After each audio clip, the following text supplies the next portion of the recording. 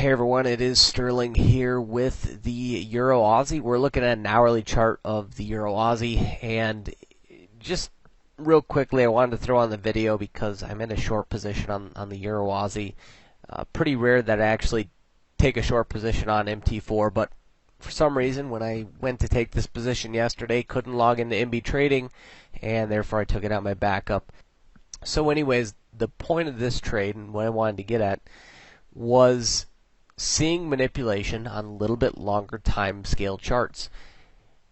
This trade was a great example of seeing a stop run above a clear hourly high. Now, we'll zoom out real quick and you can see the high that I was looking to trade from. So, the high here that we had established on the 28th and 29th of March 2013 was right around one spot 23.28 on, again, the Euro Aussie. So that was a very clear, well-established high. Why is that high important to me? Well, above any resistance point or above any major swing point, there's going to be two types of orders. There's going to be the breakout order for those that are looking to buy on the breakout. That's one type of buy order. And you're also going to have the stop loss for anybody that is previously short or did get short on the retest of that level. If you get stopped out of a short position, what do you have to do? You have to buy it back. Therefore, that is the second type of buy order that is often found above any resistance point, especially major resistance points. So, the really clear indicator about this and what validates the trade is when we see the market break above that point and show us the break above and very quick rejection back down below. Typically, this can be seen in a few ways. It can be a single candle pin bar that makes the stop run, meaning it breaks above the high probability point and then quickly gets rejected back down below it, all within one candle. You can see a set of railroad tracks that railroad tracks or reversal legs that breaks through that point, closes above it, and the next candle, in this case, engulfs it back down. Or right here, you have a nice evening star candle pattern. The bottom line is no matter what the candle pattern is definitely not the important thing. The important thing is that you're breaking, again, above that high probability point and getting rejected back down below. So a good tip to use, no matter what trading strategy that you do use personally, is when you see these false breaks of overall major hourly swing points, and you see the market create the false break, in this case get rejected back down below it, or in the case of a long setup, break down below the support and get rejected back up above it.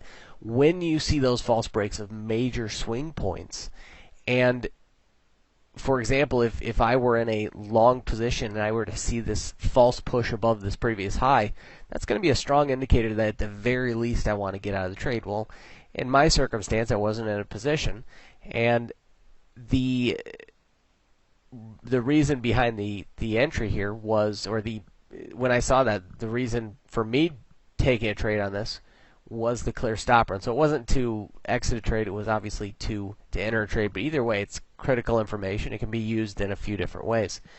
So that's really the key point to take away from this. Candles, throughout the course of any given day, you're going to see many candle patterns, and candle patterns tend to have a very wishy-washy success rate. You guys have all probably used candle patterns. I don't have to tell you the type of success you've achieved with it, because obviously you know what type of success you have achieved or haven't achieved with it. And if you're like everybody else, you haven't achieved a long-term consistent success with that. And the reason being is that the candles don't necessarily mean anything to us. They mean something when we see it at a high probability point, and when we see that high probability point breaking. So that was the gist behind this trade. Really illustrates the hourly stop run, how you can use this manipulation on longer time frame charts, not just the 15-minute chart where we do recommend. Another point, just to kind of illustrate the point, that although we look to mainly take our entries off the 15-minute chart, this chart illustrates a hourly stop run or hourly false break above a previous high. And although this illustrates the hourly, it can also and also does happen on larger time frame scales. So what do I mean by that?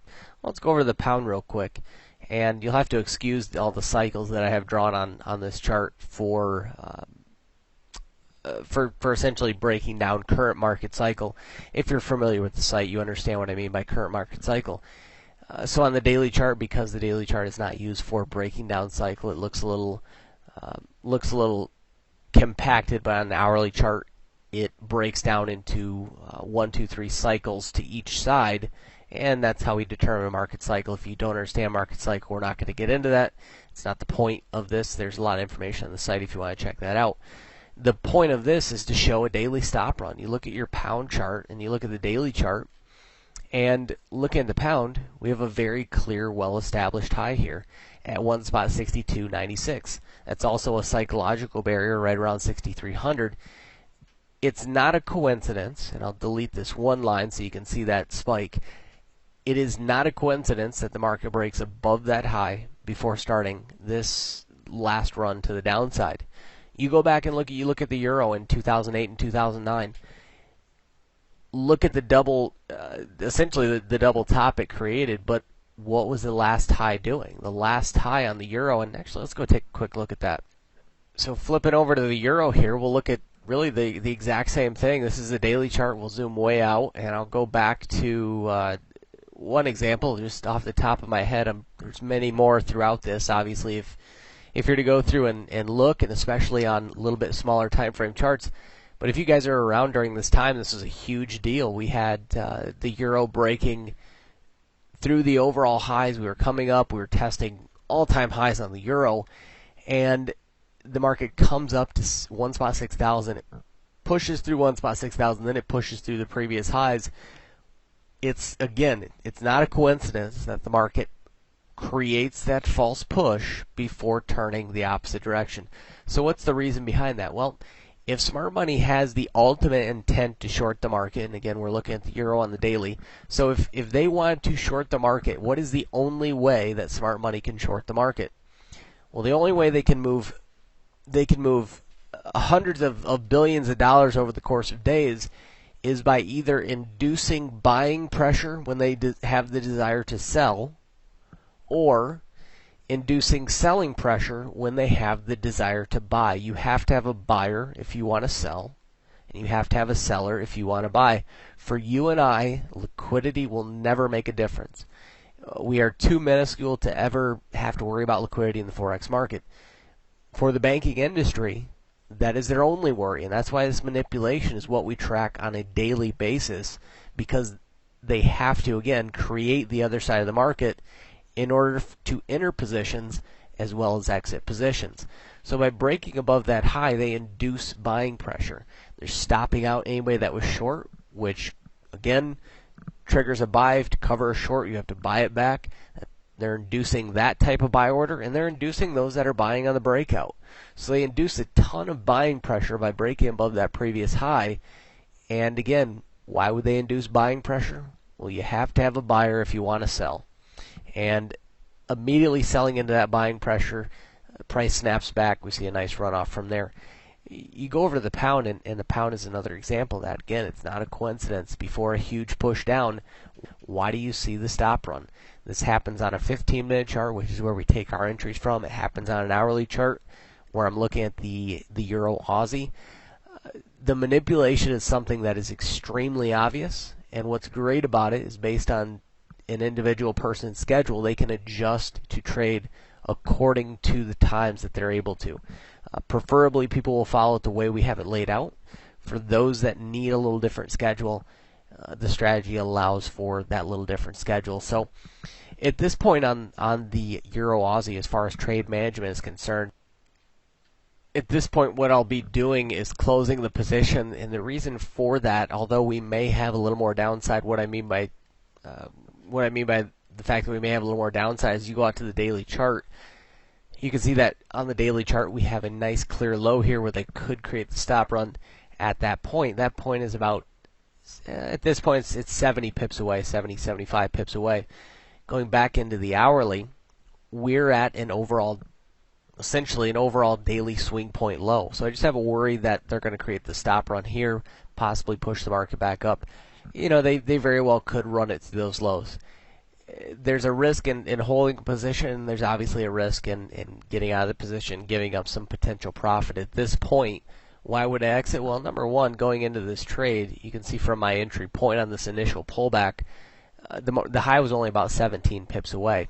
So in this example, because it was an hourly chart, pretty rare that I use a 25 pip stop, but on an hourly chart, a 25 pip stop is quite good when you're talking about an hourly move. So at this point, even factoring in spread, right now we're about 96 pips up. Takeaway spread on, generally with the Euro Aussie, because you have a higher spread, you're talking 5-6 pip spread. So even still, you're talking close to 90 pips. So based on a risk reward perspective on this, on this given position, you're talking 3.5 to 1. Risk reward is one of those things, along with a few trades per week, is what tends to differentiate traders that maintain successful profit over the course of time and traders that tend to struggle maintaining consistency. Over the years, one of the things I've learned is that risk reward far exceeds a win-loss ratio in importance. And so when I see something like 3 to 1, 3.5 to 1, 4 to 1, I'm extremely happy taking the profit there, and that's the case with this position. So we'll go ahead and close this one out here, and we'll call it a day. Officially got the close at 122.36 and had an open of 123.23. So overall, nice trade, 87 pips overall, roughly. And I will take that one all day and move on from there. So I hope this video helped you. If you have any questions as to why I took the trade, if there was something about the video that didn't make sense, feel free to shoot Chad and I an email. We'll be happy to get back with you. But again, I hope this video helps, and I look forward to seeing you again. Till then, happy trading.